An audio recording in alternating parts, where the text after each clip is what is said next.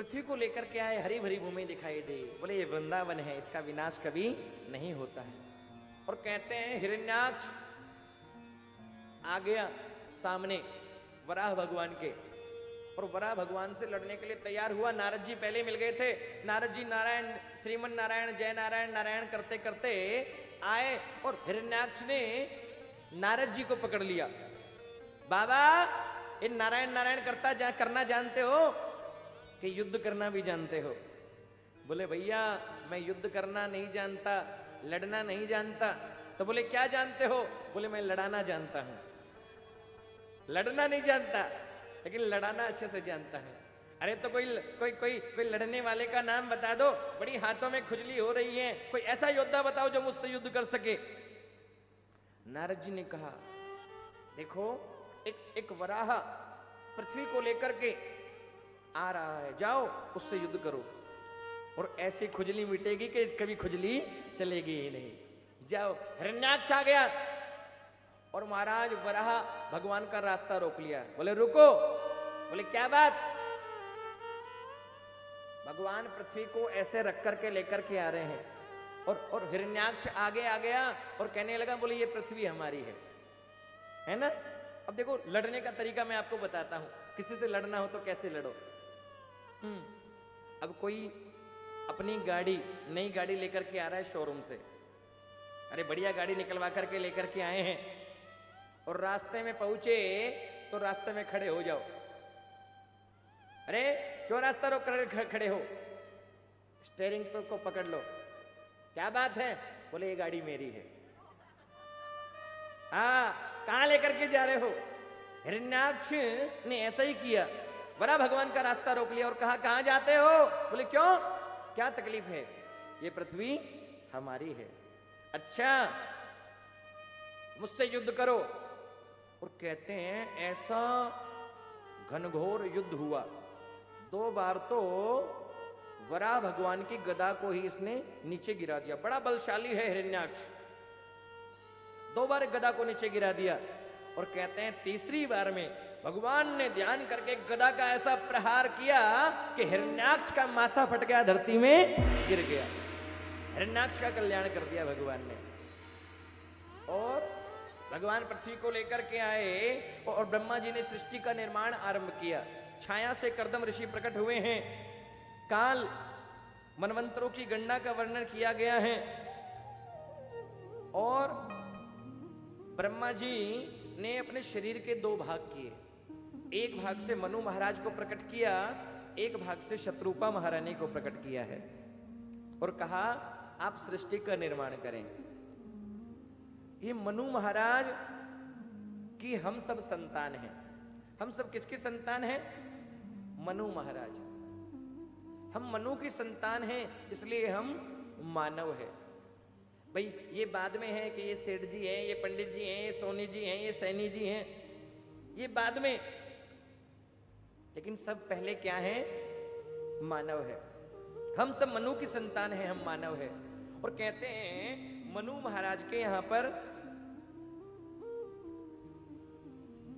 2 पुत्रों का जन्म हुआ और 3 पुत्रियों का जन्म हुआ है। 2 पुत्र जिनका नाम है प्रियव्रत और उत्तानपाद। क्या नाम है? प्रियव्रत और उत्तानपाद। 2 पुत्र हुए। 3 पुत्रियां हुई, आकुति, देवहूति और प्रसूति। क्या नाम है? आकुति नहीं मजाक कर रहा हूं। हाँ कई जगह बोलते हैं, बोले आकुति। अरे आकुति, देवहूति और प्रसूति। 3 पुत्रियां हुई है महाराज। और कहते हैं इन्हीं से ही पूरी सृष्टि का आगे निर्माण हुआ है। कहते हैं भगवान की, बोलो राधे राधे,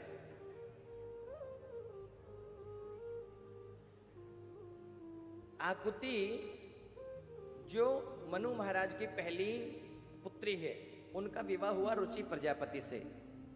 रुचि प्रजापति से विवाह हुआ, और इनके यहाँ पर भगवान नारायण यज्ञ के रूप में अवतार लेकर के आए हैं। बोले यज्ञ भगवान की जय हो। दूसरी पुत्री है देवहूति। क्या नाम है? देवहूति। देवहूति का विवाह हुआ करदम जी से। ये करदम जी कौन है? ब्रह्मा जी की छाया से एक ऋषि प्रकट हुए और भजन करने के लिए बैठे हैं। भगवान नारायण प्रकट हुए करदम जी के सामने। करदम जी वरदान मांगो। बोले क्या चाहिए? कुछ नहीं चाहिए प्रभु। बोले हम चाहते हैं आप विवाह करो। भगवान नारायण कहने लगे करदम जी आप विवाह करो और सृष्टि को आगे बढ़ाओ। करदम जी ने एक बार तो मना किया और कहा यदि प्रभु आप मेरे यहाँ पर पुत्र बनकर के आ जाएं तो मैं विवाह कर लूंगा। भगवान नारायण ने कहा हे करदम जी मैं आपके यहाँ पर पुत्र बनकर के आऊंगा, आप विवाह करें। करदम जी को भगवान बोल करके आ गए और इधर मनु महाराज को बोल दिया कि अपनी दूसरी पुत्री जो है उनका विवाह करदम ऋषि से करो। मनु महाराज अपनी दूसरी पुत्री देवहूति को लेकर के करदम जी के पास में गए। अब कहते हैं करदम जी ने मनु महाराज अपनी पुत्री देवहूति को लेकर के करदम जी के पास आए। अब देखो करदम जी ने मनु महाराज अपनी पुत्री देवहूति को लेकर के अपनी पत्नी शत्रुपा के साथ में आए हैं। अब करदम जी ने देखा 3 लोग आए हैं तो करदम जी ने 3 आसन लगाए। एक अपने होने वाले ससुर के लिए, एक होने वाली सास के लिए और एक होने वाली धर्म पत्नी के लिए। 3 आसन लगाए। मनु महाराज आसन पर बैठे, शत्रुपा महारानी आसन पर बैठी। एक मनु महाराज के लिए, एक शत्रुपा महारानी के लिए, एक अपनी होने वाली धर्म पत्नी के लिए। मनु महाराज आसन पर बैठे, शत्रुपा महारानी आसन पर बैठी, लेकिन उनकी होने वाली धर्मपत्नी आसन पर नहीं, केवल हाथ से स्पर्श किया, आसन का सम्मान किया, आसन पर नहीं बैठे। क्यों? बोले ये मेरे होने वाले पति हैं और पति की तो मुझे सेवा करनी है, सेवा करवानी नहीं है। और पहले की जो पत्नियां हैं वो पति की सेवा किया करती थी, आजकल का नहीं मालूम। पहले सेवा किया करती थी, आसन पर हाथ लगाया, सम्मान किया, आसन पर नहीं बैठी। आजकल सेवा करते नहीं, कई बार करवाती है। पति बेचारा ऑफिस से आता है, दुकान से आता है, फैक्ट्री से आता है, अरे देवी, हाँ जी, बोले 1 कप चाय का तो बनाओ जरा, 1 कप कॉफी बना दो। देवी बोलेगी मेरे तो सुबह से सिर में दर्द हो रहा है।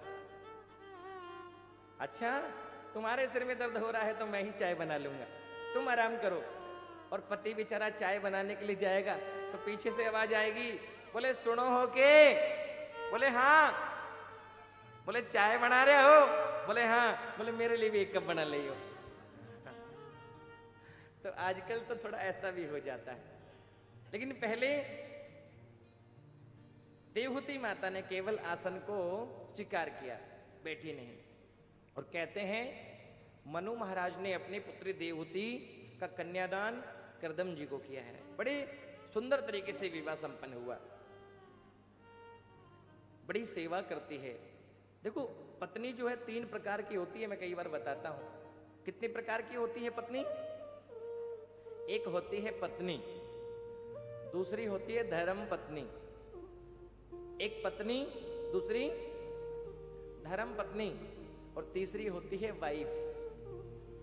हाँ बोले महाराज क्या अंतर है इनमें? बोले पत्नी वो होती है जो पति की सेवा करे, पति की आज्ञा का पालन करें, अतिथि आ जाए अतिथि का सम्मान करें, घर में कोई बहन बेटी आ जाए, कोई साधु सन्यासी आ जाए, उनका भी सम्मान करे और पति की सेवा करे, पति का ध्यान रखे, पति की आज्ञा को सर्वोपरि माने, वो होती है पत्नी। दूसरी होती है धर्म पत्नी। धर्म पत्नी काहे थे कहे महाराज? बोले धर्म पत्नी वो होती है जो पत्नी वाले सारे कार्य करे, पति की आज्ञा को सर्वोपरि माने और घर में अतिथि आए उनका भी ध्यान रखे, कोई बहन बेटी आ जाए उनका भी सम्मान करें, और मुख्य रूप से पति को धर्म के कार्य में आगे बढ़ावे। धर्म के कार्य में जो पत्नी आगे बढ़ावे वो होती है धर्म पत्नी। अब मुझे बड़ा अच्छा लग रहा है, आप दोनों प्यार से कथा सुन रहे हो। मैंने पूछा, मैं एक बार मैं पूछ रहा था कल, बोले बेटा आपका जॉब का क्या रहा, अभी जॉब कर रहे थे आप तो? बोले गुरुजी सब छोड़ दी। बोले कथा जरूरी है, कीर्तन जरूरी है, ये बहुत जरूरी है। भगवान ने चाहा तो और बढ़िया सब काम हो जाएगा, मैं चिंता मत करो, उससे 1000 गुना अच्छा होगा। तो अगर ये मना कर दे, क्यों जी हेमंत जी? बोले भाई मैं कथा वथा में नहीं बैठूंगी, मैं कथा मेरे से संभव नहीं है सब संभालना, तो कथा हो पावे? आहा, पत्नी कौन? जो पति को धर्म के कार्य में बढ़ाए। तो मैं सुबह देख रहा था, बड़ा सुंदर भजन गा रहे थे ऊपर बैठे बैठे। और कौन गा रहा था? आप गा रहे थे एक तो, है ना? पति को, एक थोड़ा बहुत अंकित को भी सिखाओ भजन। हाँ, कल इस अंकित को भी लेके जाना साथ में। पंडित जी गा रहे थे बड़ा प्यार से, साथ में भजन कर रहे थे आप, मैं देख रहा था सुबह। अपने रूम में बैठा था, मुझे बड़ी प्यारी आवाज लगी, कौन गा रहा है? दरवाजा खोल करके देखा तो मगन हो रहे थे भजन गाने में। तो धर्म पत्नी कौन? जो पति को धर्म के कार्य में आगे बढ़ाए, वो होती है धर्म पत्नी। डीपी भी बोलते हैं उसको, डीपी, धर्म पत्नी। व्हाट्सएप वाले डीपी अलग होती है, हाँ ये डीपी भी शॉर्ट में बोल सकते हो, डीपी, धर्म पत्नी। एक होती है पत्नी, दूसरी धर्म पत्नी, और तीसरी वाइफ। ये वाइफ बड़ी खतरनाक होती है महाराज। वाइफ किसे बोलते हैं गुरुजी? ये वाइफ में 4 अक्षर आते हैं, WIF और E। बोले क्या मतलब हुआ इसका? तो लो, इसका मतलब हुआ, सिद्धांत सुन लेना बेटा, काम की बात बता रहा हूं तुम्हारी। हाँ, पत्नी 3 प्रकार की, एक पत्नी, दूसरी धर्म पत्नी और तीसरी वाइफ। में 4 अक्षर होते हैं, WIFE। इसका मतलब क्या? इसका एक्सप्लेन किया। W विदाउट, I से इंफॉर्मेशन, F से फाइटिंग, E से every time. Without information fighting every time, जो बिना बताए हमेशा लड़ने झगड़ने के लिए तैयार रहे, वाई को नाम वाइफ है। तो वाइफ नहीं बनना, क्या बनना है? धर्म पत्नी बनना है। आसन को स्वीकार किया है और महाराज बड़ी सेवा करती है पति की। पति भजन करते हैं, गर्मी होती है पंखा जलती है, सर्दी होती है तो अग्नि जला करके बैठ जाती है। मोटर बंद कराओ।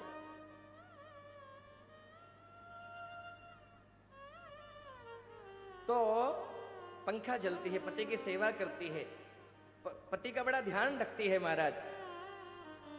और धीरे धीरे समय बीता। अब कहते हैं भगवान ने कहा था कि मैं बेटा बनकर के आऊंगा। अब देखो, भगवान तो नहीं आए, बेटा नहीं आया, एक बेटी का जन्म हो गया, घर में बेटी आ गई। और 1 नहीं, 2 नहीं, 3 नहीं, 4 नहीं, 5 नहीं, कितनी बेटी आई? 9 कन्याओं का जन्म करदम जी के यहां पर हुआ। साक्षात नव दुर्गा, नव मैया है महाराज, जो ऐसी सिद्ध, ऐसी तपस्वी, ऐसी भक्त बेटियां जन्म लेकर के आई है महाराज, जिनसे आगे पूरी सृष्टि का निर्माण हुआ। अहिल्या माता, जिन्होंने भगवान नारायण को अपना बेटा बनाया, वो करदम जी की बेटी। 9 कन्याएं जन्म लेकर के आई है महाराज। सारे का एक्सप्लेन करेंगे तो 7 दिन की कथा इनमें चल जाएगी। 9 बेटियां जन्म लेकर के आई हैं। और एक बात और मैं कहूंगा, ध्यान से सुनिएगा, कि जिस प्रकार घर में बेटा होना जरूरी है, उससे कहीं अधिक बेटी का होना भी जरूरी है। क्योंकि कहते हैं कि जिस घर में कन्या ना होती वो घर नहीं समझा जाता है। जो कन्यादान नहीं करता वो पिता नहीं कहलाता है। कन्या जिस प्रकार बेटा जरूरी है, उससे अधिक बेटी भी जरूरी है। लेकिन ये भाग्य से मिलता है, किसी को बेटे किसी को बेटा। लेकिन घर में बेटी ना हो तो भी जीवन में एक बार कन्यादान जरूर करना चाहिए। अपने भाई की बेटी, चाचा के, ताऊ के, पड़ोसी की, गरीब की, किसी की भी बेटी को लेकर के जीवन में कन्यादान जरूर करना, क्योंकि लिखा है दुनिया में दान बहुत से हैं, लेकिन सबसे बड़ा दान यदि कोई बताया है तो वो कन्यादान बताया।